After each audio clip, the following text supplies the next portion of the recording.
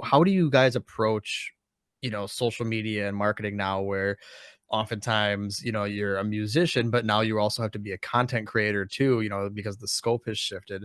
Mhm. What have you guys had to do differently these days compared to, our heyday from the MySpace era? That's a great question.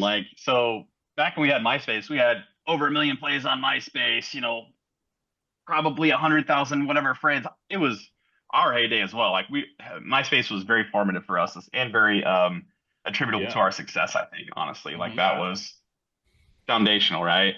And now that we are, trying to let folks know again and having to sacrifice animals to the algorithm gods to be seen in any capacity, it's hell. Honestly, Yeah. it's the worst thing I've ever experienced when it comes to trying to let people know about anything I'm doing. Right? Like, okay, um, you know, we didn't even have access to our own Spotify until 2 months ago.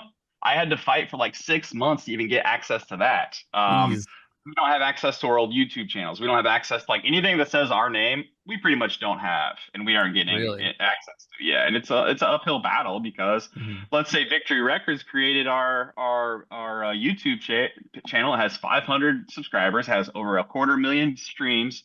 But Victory is defunct. They don't have anybody signed up to that. I can't get anybody at YouTube to answer me because how do they prove it's, all that mess? So we'll just say Right. intellectual property law is a poison on the industry in a big way, Yeah. especially when it comes to young naive kids that signed a licensing agreement and some royalties that weren't necessarily in their best interest, right? Hmm. So that's a great question.